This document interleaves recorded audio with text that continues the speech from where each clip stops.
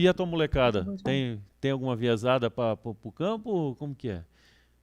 O que Ah, que você mais ou acha? menos, Mais ou mais ou menos. menos. Eles nasceram em São Paulo, né? Foram É, criados em São Paulo, os mais velhos até agora, mas eu sempre trago eles para o interior é, e eles fazem um bom híbrido, vamos falar assim. é. Que legal. Conhece todas as lojas, sabe das lojas do shopping, mas também sabem o que que é botar o pé na terra. Eles fazem um bom híbrido. É, tá fazendo? É, que legal. Estão fazendo, estão fazendo. Tem minha pequenininha aqui que adora ir na soja, né? Correr no meio dos pés de soja. Eu fico morrendo de medo de ter uma cobra lá debaixo. Você vê ali? Você podia, né? Ela esconde assim É. debaixo do pé de soja e sobe de novo. Eu, sai daí! Barato, É hein? o tio que leva, né? Ah, Mas legal. eles gostam sim, viu? Assim, por sorte, eles não são. A gente está ensinando a não ser crianças frescas, né? Então, a gente mora em Vinhedo, também é no meio do mato, lá no condomínio de chácaras, né? Aham. Aí vem os macaquinhos para comer banana, tem o tio que fica lá comendo as formigas. Então, a Barato, gente, né? a gente tem uma vida Meio meio rural. no meio da natureza, Que assim. bom. Graças a Deus, nós conseguimos Conciliar. hoje conciliar, conseguimos Legal. trazer eles para perto dessa natureza, que eu acho tão importante, né? Tão gostoso também. E que torção que o Brasil se desconcentra um pouco dessas grandes cidades, né? Você vai que nem para os Estados Pois é, Unidos, põe as cidades pro interior, né? É, e o pois é, agronegócio isso vai é provocar isso aí, né? Porque a riqueza está indo pro campo, né? extremamente necessário, né, Marcos? A É, gente, no meio da pandemia, nós nos vimos presos com três crianças, estava chegando minha quarta, sim, né? sim. Estava grávida. Três crianças dentro de um apartamento, já não podia usar a área comum do prédio, não podia usar a piscina, brinquedoteca, que é uma coisa também meio artificial. Falei, meu, vamos embora daqui, É, tchau, tá na hora. você imagina E ali, já por exemplo, deu. uma criança em São Paulo e uma criança que está morando em Sorriso, por exemplo, né? A cidade lá que é o futuro aí do, do Brasil, né? É, Aquela região ali. do agronegócio, Poxa, essa é a pivô aí qualidade do de vida que tem agronegócio. uma cidade ali com Sorriso, Lucas do Rio É, Verde, né? Ali são cidades de 50, 70 mil habitantes, maravilhosa, né? Uma infraestrutura, criança. é, Quer dizer, daria tudo pro Brasil de espalhar, né? Ocupar essas regiões total. com o agro, né? A gente ali vive a 20 minutos da cidade, a gente nem sabe o que que é máscara lá, entendeu? Pois Graças a é, Deus, no dia a dia, assim. é, é. Que a gente fica até com medo de passar esse terror para as crianças, né? De viver com medo, de se É, contaminar com alguma porque coisa. E você pensa na tua infância como é que era? Você tava nem aí, a molecada não quer saber, não, nem né? aí, né? É, Corria, pegava bicho de pé, isso aí, pisar no prego, enferrujado, ralava, né? comia. Exatamente. Mas tá bom, Li. Ô, Li, Então é fala um isso, pouquinho né? da Grifato aí. Hoje você tem uns clientes, né? É uma consultoria. Aí você tem um escritório aí agora mais virtual, né? São Paulo, Vinhedo, Bebedouro, né? Como que. A gente trabalha em co- várias co- frentes, né? O escritório, na verdade, ele fica ali na Faria Lima. Mas hoje nós estamos trabalhando todos de casa, por N motivos, mas o principal é a pandemia, né? Aham, Preservar aí. Tem sempre um que mora com a avó, que encontra a avó. Falei, quer saber? Vamos ficar todo mundo em paz aí, com a consciência tranquila e em casa, porque, olha, com sorte o nosso trabalho permite, né? aham, A gente aham. tem essa sorte do nosso trabalho permitir. Certo. Então a gente foi tudo para casa, mas nós estamos ali ainda localizados ali, escritório na Faria Lima. E como que a gente trabalha hoje? A gente trabalha em várias frentes, mas as principais são, em primeiro lugar, a consultoria na gestão de risco de preços, Uhum. na parte de aconselhamento, não de execução, né? Então a Aham, gente faz o aconselhamento. aham. Ou seja, nosso compromisso é total com o acerto, né? Obviamente, Certo, não com a certo. corretagem. Tem Certo. muito conflito por aí. A gente trabalha na área de inteligência, emitindo relatórios, projeções de mercado, né? A nossa ideia é sempre essa, esse é o nosso grande desafio, repito aqui, Certo. tentar adivinhar o que vai acontecer amanhã com o mercado, projetar, na verdade, né? Aham. Adivinhar parece sorte, né? A gente trabalha com inteligência. A gente trabalha também com projetos sob demanda, então às vezes vem uma empresa e quer conhecer melhor o setor de nutrição no norte do país, qual que é o tamanho, o potencial, as Certo. tendências, a gente faz esses projetos que a gente chama de tailor-made, né? Certo. Projetos sob demanda. Certo. A gente trabalha com palestras também e informações de mercado, né? Uhum. Então essas são as principais linhas de trabalho que a gente tem hoje. Legal. E há um ano e meio, mais ou menos, eu escrevi um livro sobre RED para pecuaristas, né? Tentando. A gente tem uma metodologia com a qual a gente trabalha para recomendar Certo. e executar o RED, que é a proteção contra a oscilação de preços, né? Que Certo. possa ferir as margens da atividade. Isso está muito em voga agora, porque os custos de produção estão matando as margens, então o pessoal está muito preocupado com o preço do milho, se vai subir mais, dólar, né, se o preço do boi vai cair. Então, eu escrevi um livro a respeito disso, chama Administra o Risco de Preços Pecuários, e para ensinar a metodologia nossa para o pecuarista, né? Certo. Quem me ajudou nessa tarefa aí foi uma jornalista especializada em agro, a Flávia Tonin, a gente discutiu o livro, ela me ajudou a escrever. No dia a dia é difícil, né? Eu estava com a menorzinha, estava com a minha filha, a minha segunda, que é? Não, sim, porque escrever livro não... é uma coisa que a gente fala, né? Com o filho no colo, assim. Legal. Exatamente. E aí foi muito legal, porque a ideia é trazer educação. A gente tem alguns cursos também, curso sobre hedge, sobre trading school, né? Legal. E esse é o objetivo. Nós percebemos uma coisa, viu, Marcos, nessa trajetória aí, a empresa agora em outubro, novembro, vai completar, essa virada outubro, novembro, vai completar 10 anos. Eu falo que o tempo passa voando, né? Sim. E a gente aprendeu uma coisa, na pecuária, 20% dos pecuaristas produzem 67% dos animais abatidos, né? 67% das arrobas comercializadas, na verdade.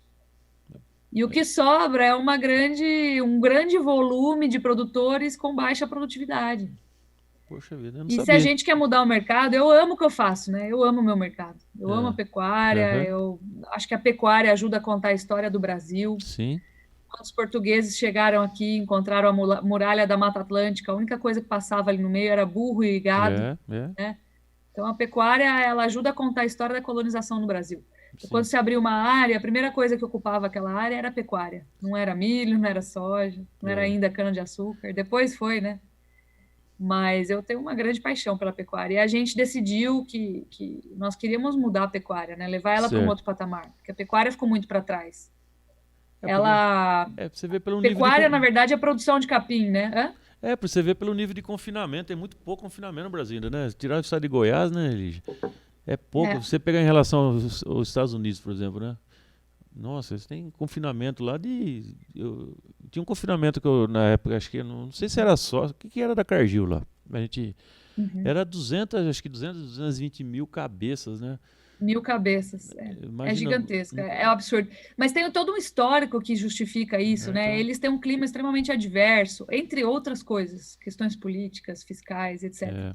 Mas falando em clima, só me atendo a essa questão, eles têm um clima muito adverso. Então, se eles não tiverem confinamento, eles não têm boi de jeito nenhum. Aqui, faz sol o ano inteiro. Ainda tem terra disponível. A gente tem 2 safras de milho, tem terra disponível, tem água abundante. Então, o que acontecia? O produtor largava o boi no pasto, né, ganhando e perdendo peso, mas conseguindo se manter vivo e degradando as pastagens. Então, ele não se tocava que ele tinha que manejar bem as pastagens, adubar a pastagem, fertilizar a pastagem, para ter uma produção concentrada numa área pequena e mais produtiva, né? Então, o pecuarista não se tocou disso, ele foi degradando as áreas até ele perceber que ele estava extremamente alavancado com financiamento, não conseguia mais reformar essas áreas, e tinha que ceder essas áreas para outras atividades, como arrendamento para a indústria canavieira, né? Por exemplo. Tinha que entrar aí, arrendar a área para as usinas, né? Porque ele não tinha mais como reformar. Então, a gente falou, nossa, por que a pecuária precisa continuar fadada à baixa produtividade? Como que a gente muda isso, né? A gente só muda se nós agirmos nos pequenos e médios produtores, que produzem menos arrobas do que o pequeno grupo de grandes produtores, né? Então a gente se tocou que como que você começa a conversar com esse cara? É com educação. É com livrinho, é com curso, né? É com uma comunicação mais na linguagem dele, né? Menos Faria Lima e mais sorriso, né? E aí que a gente se tocou que nós precisávamos atingir o varejo, vamos falar assim, do agronegócio. A gente queria atingir os pequenos e médios produtores, não só os grandes, né? Que já entendem, já sabem o que eles têm que fazer. Sempre vão precisar de consultoria e orientação, né? Mas o que você chama de pequeno médio? Quanto por cabeça? Como que você define? Como que é definido? Né? Hoje a gente define por número, volume de arrobas produzidas, né? Então, vou pegar um pequeno para te dar uma ideia. É 3 a 5 arrobas produzidas por hectare por ano. É baixa, né, a produção? Bem baixa. Então, esse é o cara que a gente considera pequeno. Você considera um médio aí, vamos falar assim, de 10 a 15, de 9 a 12. Vamos falar assim, o médio é até 9 a 12. Certo. Isso aí é 79% dos produtores, né? De 3 arrobas a 12 arrobas por hectare por ano. Essa produção ela é baixa. Um grande, para você ter uma ideia, né, ele produz de 38 a 60 arrobas por hectare por ano. Puxa vida. Esse é um cara grande, né? Só Diferença. que em número de produtores, a gente tem que.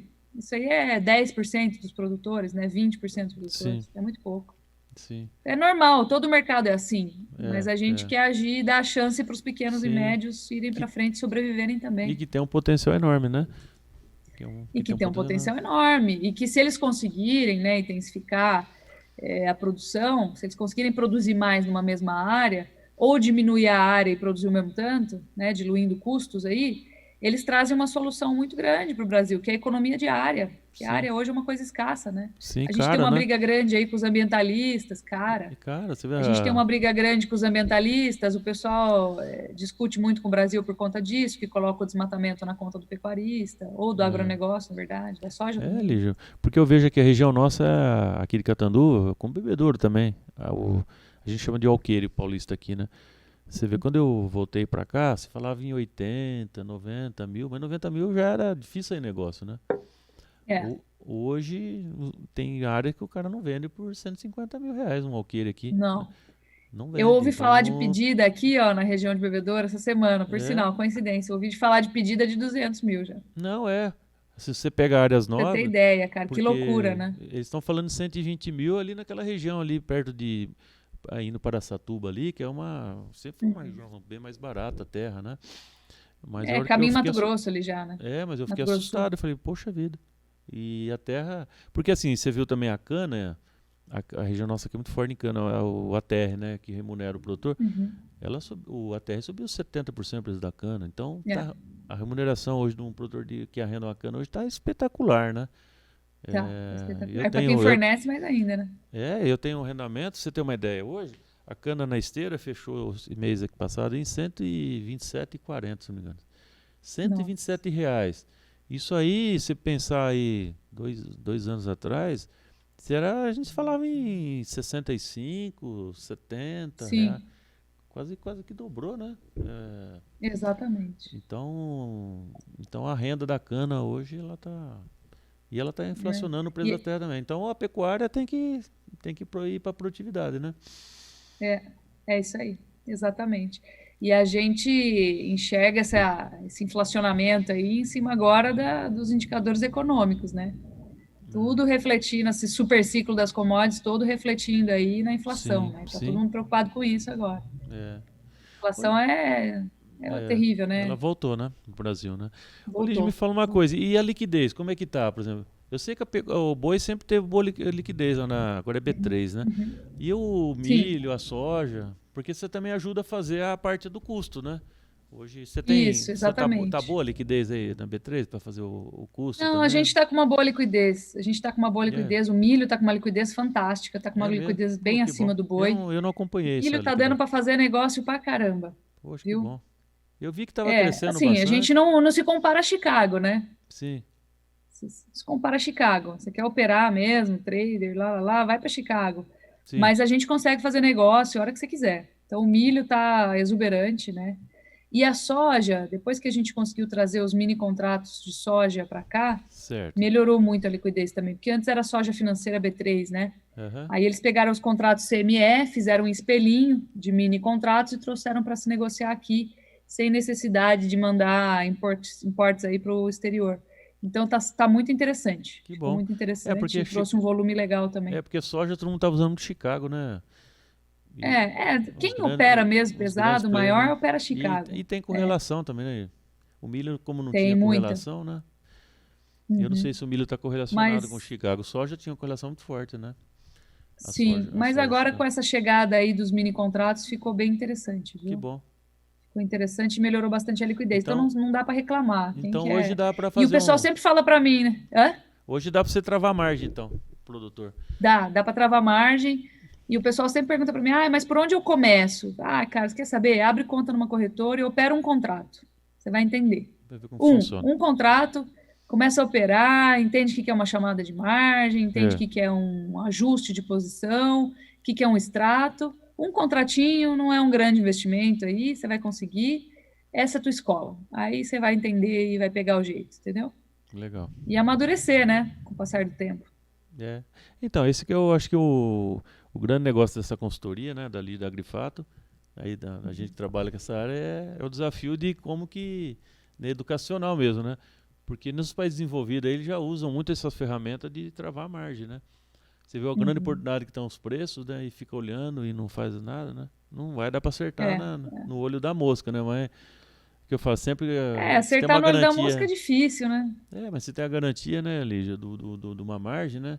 Hoje tem É. que, tem que buscar, né? Não é E fazer nós tudo, temos Red, né? opções, né? Nós temos contrato a termo, dá para você fazer. Sim, Todos têm uma vantagem e uma desvantagem. Nada vai ser perfeito, mas perfeito é o trade que você acerta, né? sim, sim. Mas nada é perfeito.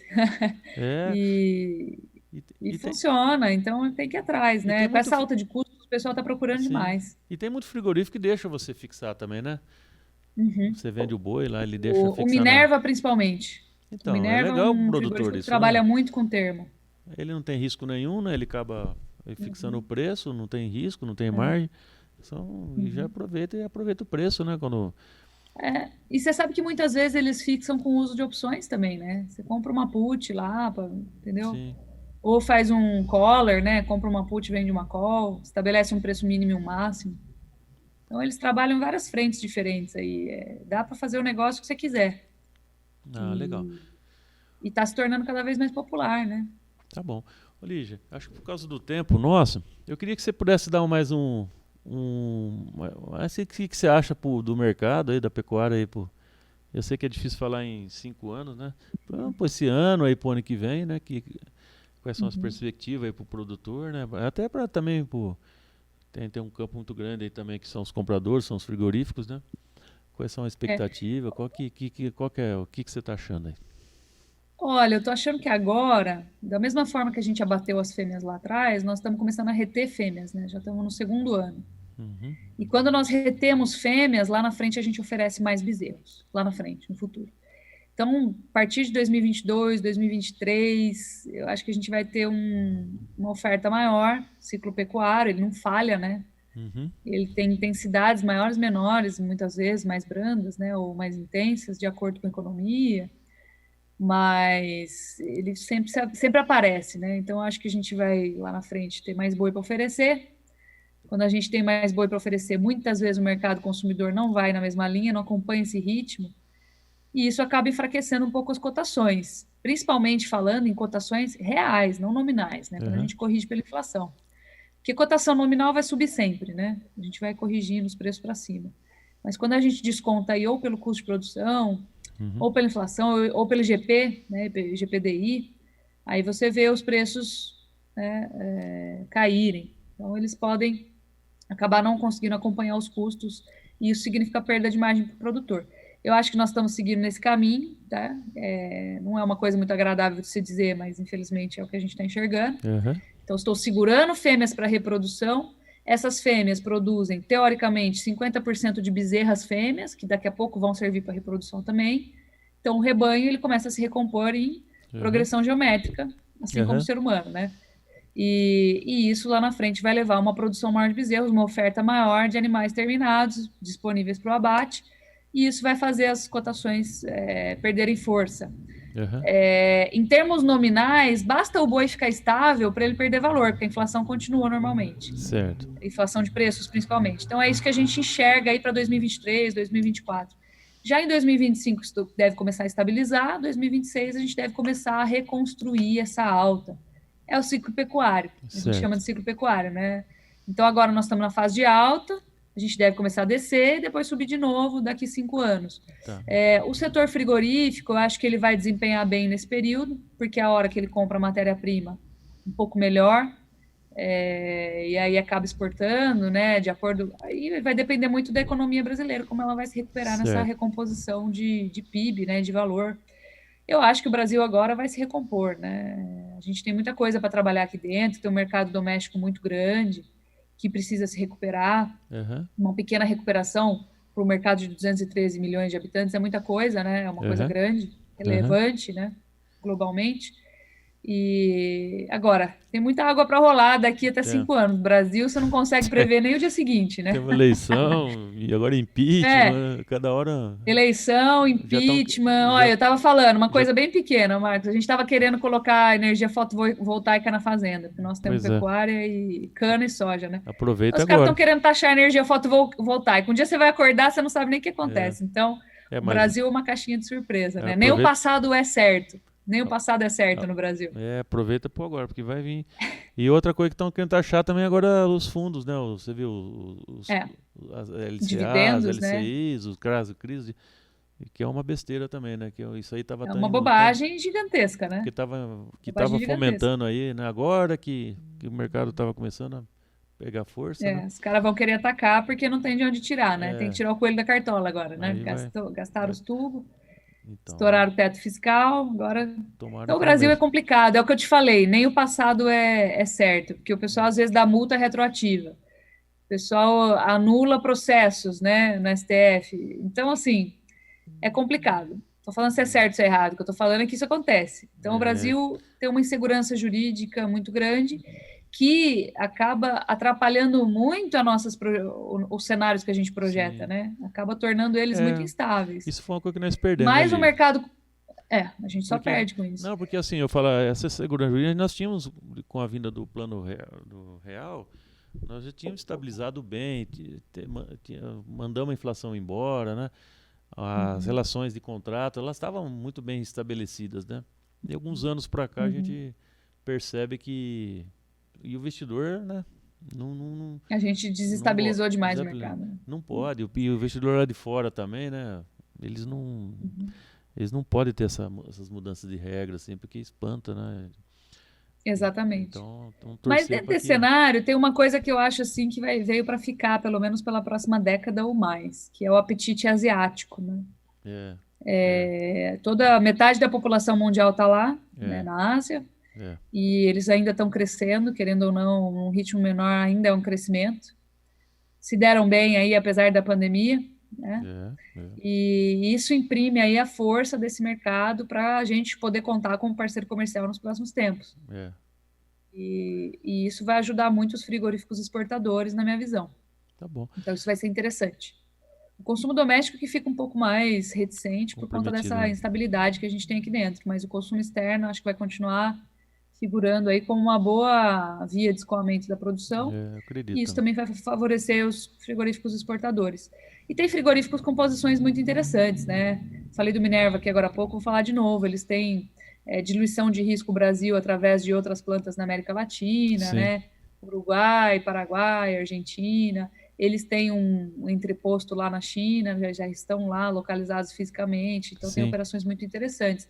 JBS com operações no exterior, Marfrig também nos Estados São Unidos. empresas Então a mundiais já, gente né? já são Tem, empresas globais e isso traz uma diluição de risco, né? sim. E os menores vão ter que procurar seu espaço aí para ir na mesma linha, Sim. mais ou menos. Então sempre que eles Porque o vão. mercado brasileiro é bem volátil, né? É.